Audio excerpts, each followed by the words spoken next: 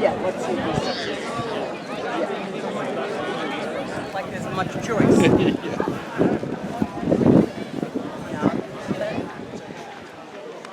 Unfortunately, it's not staying on this Friday.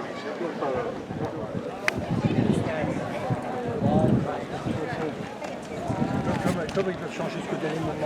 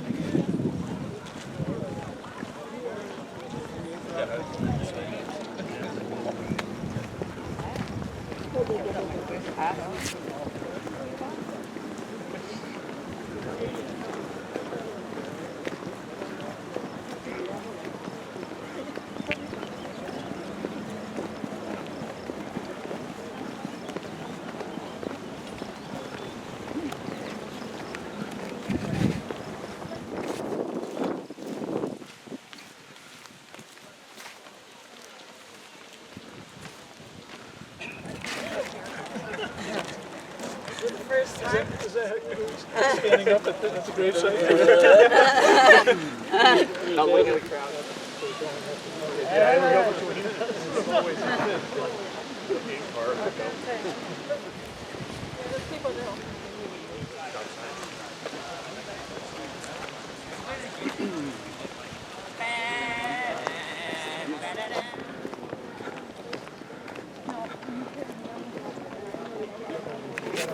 yeah.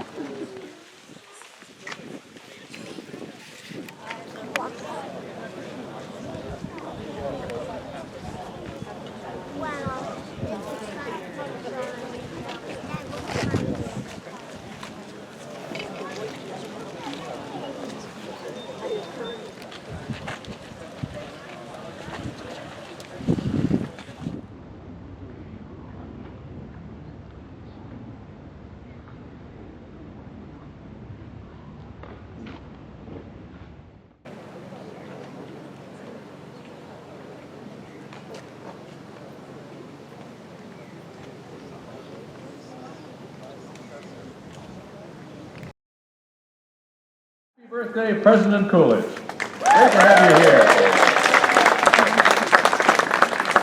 What a wonderful crowd gathering for this annual commemoration. And I want to thank the Vermont National Guard for its participation once again this year.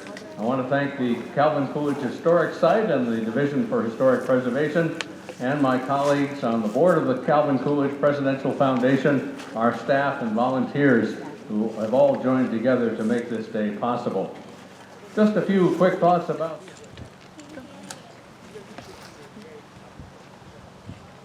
I'd like to ask the President's great-granddaughter, Jennifer Coolidge Harville, to lead us in our national anthem. Family to join Brigadier General Eric Gagnon in laying the wreath at the President's grave.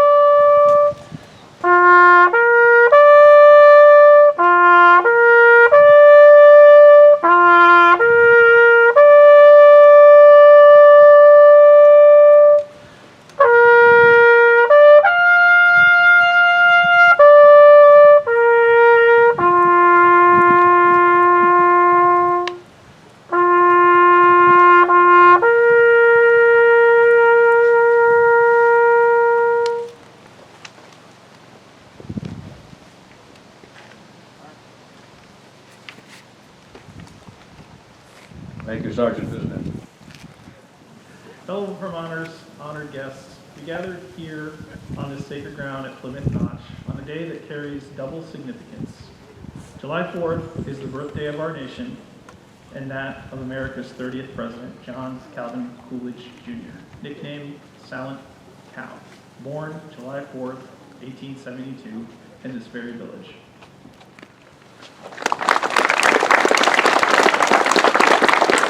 The original 13 British colonies in North America ceased to be colonies and were under one banner, the United States.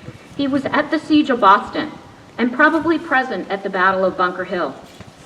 While marching through this land, interaction between the Coolidge and the Goodhue families, which culminated in the marriage of Calvin and Grace 130 years later.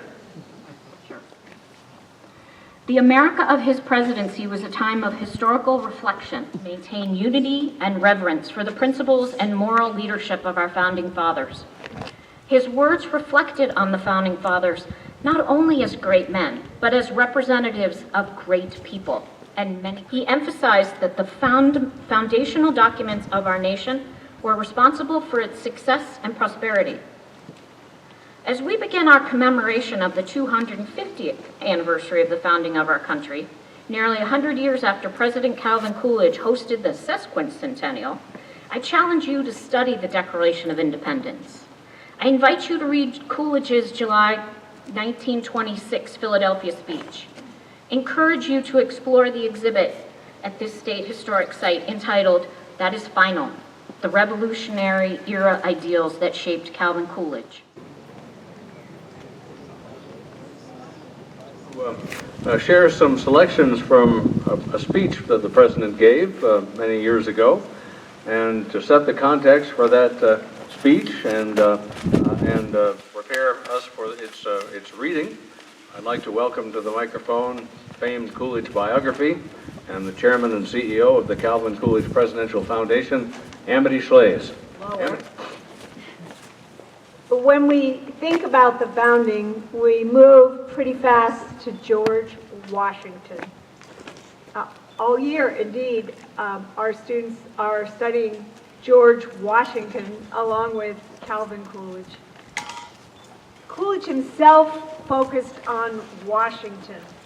He said the things you often hear about the father of our country, that Washington's courage, his patriotism, his loyalty, his devotion, his self-sacrifice, and his refusal to be king were so important to us. But he also noted that Washington is treated as a sort of saint, something otherworldly, somebody far above us. And Coolidge took pains to show in his own speeches that Washington was also one of us. He admired Coolidge did the earthly, the everyday in Washington as well. For example, he thought Washington's business experience mattered and made him a better leader of the United States. And Coolidge did say that in one of the celebration speeches. This one happened to be in 1927. Some at the time thought emphasizing business dirtied Coolidge. I will say, it took him down from his saint pedestal, but others liked it. So we hope you judge for yourself, and we have the honor that the Coolidge family will read excerpts from Calvin Coolidge's speech about George Washington. Nothing can detract from the exalted place which this record entitles him to hold. But he has an appeal even broader than this, which today is equally valuable to the people of the United States. Not many of our citizens are to be called on to take high commands or to hold high public office. We are all necessarily engaged in the ordinary affairs of life. As a valuable example to youth and to maturity, the experience of Washington in these directions is worthy of much more attention than has been received. We shall also secure a wide practical advantage if we go beyond this record, already so eloquently expounded, and consider him also as a man of affairs, It was in this field that he developed that executive ability, which he later displayed in the camp and in the council chamber. It ought always to be an inspiration to the young people of the country to know that from earliest youth that Washington showed a disposition to make the most of his opportunities. His father, who had been educated in England, died when his son was 1 year old. His mother had only moderate educational advantages. There were no great incentives to learning in Virginia in 1732. The facilities for acquiring knowledge were still meager. His formal schooling, which was of a rather primitive character, ended at the age of 13. His copy and exercise books, still in existence, contain forms of bills, receipts, and like documents, showing he had devoted considerable time to that branch of his studies. He was preparing himself to be a practical businessman. If ever there was a self-made man, it was George Washington. Through all his years, he was constantly absorbing knowledge from contact with men, from reading whenever time and facilities permitted, and from a wide correspondence. Not many people think of our first president as an agriculturalist. He prepared a treatise on this subject. Those who have studied this phase of his life tell us he was probably the most successful owner and director of an agricultural estate in his day. His estate was managed in a thoroughly businesslike fashion. He kept a very careful set of account books for it, as he did for his other enterprises. While he was absent, reports were sent to him, and he replied with long letters of instruction displaying wonderful familiarity with details. He was one of the first converts to the benefits of scientific fertilization into the rotation of crops, for that purpose making elaborate tables covering 5-year periods. To Washington, the man of affairs, we owe our national thanks. For had he followed the advice of other leaders, great but less enlightened on matters of finance, the plans of Alexander Hamilton would not have been realized. As a result of the war, the country was deeply in debt and had no credit, but the solution of our financial difficulties suggested by the first Secretary of the Treasury was opposed by those from rural communities. They argued that the large commercial cities would dominate to the detriment of other parts of the country. Both Jefferson, Secretary of State, and Randolph, Attorney General, opposed the incorporation by Congress of a national bank. They were joined by Madison and Monroe. All argued against the constitutionality of this proposition. Had the president not been a man of affairs, had he not been for many years a large holder of stock in the Bank of England, coming from the estate of Daniel Parke Custis, he might have yielded to the opposition, because Washington knew something about bank accounts and bank credits. The bill was signed, and the foundation of our financial system laid. It is a mark of a great man that he surrounds himself with great men. Washington placed in the most important positions in his cabinet Jefferson, with his advocacy of the utmost degree of local self-government and of states' rights, and Hamilton, whose theories of a strong national government led him to advocate the appointment of state governors by the president. Many others have been able to destroy. Washington was able to construct. That he had around him many great minds does not detract from his glory. He was the directing spirit without which there would have been no independence, no union, no constitution, and no republic. He built for eternity. His influence grows. His stature increases with the increasing years. In wisdom of action, in purity of character, he stands alone. We cannot yet estimate him. We can only indicate our reverence for him and thank the divine providence which sent him to serve and inspire his fellow men. Thank you.